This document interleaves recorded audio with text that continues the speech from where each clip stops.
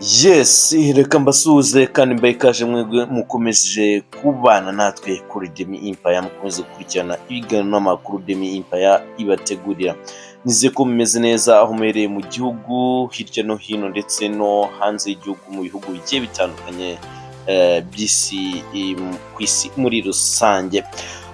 Ni impanuka ikomeye rero, nakubwira ngo ese wakwibaza ngo iyi mpanuka yabereye he, byagenze bite?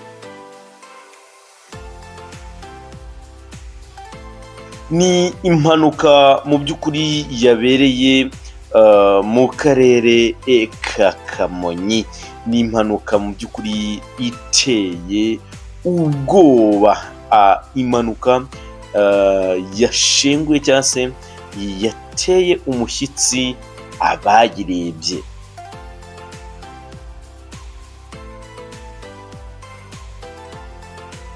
Ikinyamakuru Kigali Today dukesha iyi nkuru kiragira kiti mu karere ka Kamonyi urenze ku cyapa imodoka zihagararaho cya Musambira ahitwa Karengera mu murenge wa Murenge,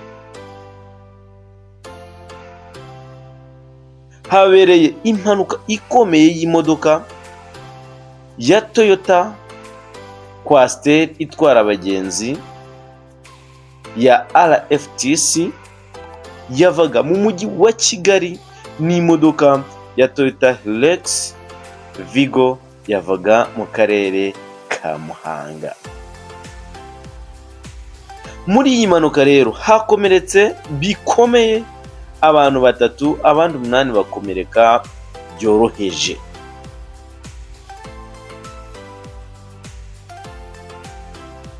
Umuvugizi wa polisi ishami rishinzwe umutekano wo mu muhanda CP Kayigi Emmanuel yavuze ko umushoferi wari utwaye imodoka ya Toyota Hilux Vigo irimo abantu 4 yataye umukono we yagombye kugenderamo agonga iyo modoka ya Toyota Coaster babisikanaga, yarimo abantu 28 ayisanze mu mukono wayo. Ibyo bikaba ari byo byateje iyo mpanuka yakomerekeyemo abo bantu.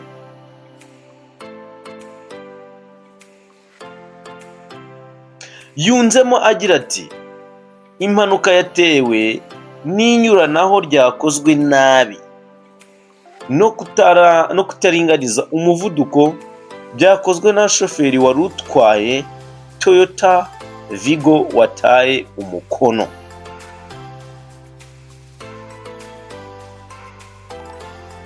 Umwe mu babonye iyo mpanuka iba yabwiye ikinyamakuru dukesha iyi nkuru ko iyo Vigo yihutaga cyane, ari nabyo bishobora kuba byatumye igonga imodoka ya RFTC yo mu bwoko bwa Coaster mu gushaka kubisikana n'izindi modoka zari mu muhanda.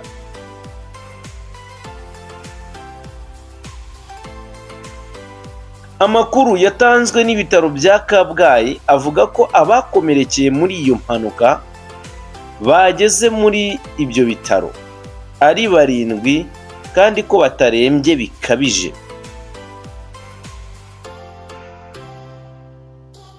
CP Kayigi Emmanuel yibukije abatwara ibinyabiziga kwitwararika, birinda umuvuduko ukabije no kunyuranaho nabi mu gihe batwaye, kugira ngo birinde impanuka kandi barinde n'abandi basangiye gukoresha umuhanda. Yabasabye kandi kwirinda uburangare no kwirara bigaragara kuri bamwe mu bakoresha umuhanda. Mu by'ukuri rero ni inkuru mu by'ukuri navuga ko iteye impungenge ku bakoresha umuhanda ndetse n'abashoferi bose muri rusange, haba abagenzi haba abashoferi, buri wese ni inshingano ze mu gukoresha umuhanda neza mu rwego rwo kugira ngo mu by'ukuri twirinde impanuka za hato na hato, twirinde kugwa mu makosa aterwa n'imyitwarire idahwitse kandi mibi mu muhanda. Ngira ngo nk'uko mwabyumvise, ni amahirwe n'ukuboko kw'Imana kwahabaye, nta muntu n'umwe watakarije ubuzima, cyane ko ibitaro byatangaje ko abajyanywe kwa muganga batakomeretse bikabije. Benshi mu by'ukuri bitwarira ibinyabiziga uko biboneye, ariko ikinyabiziga ni ikintu giteye ubwoba, ni ikintu kitagira ubwenge ngo kirakwibutsa kugikoresha neza. Uko ugikoresheje niko nacyo kigenda mu mujyi wajyaye.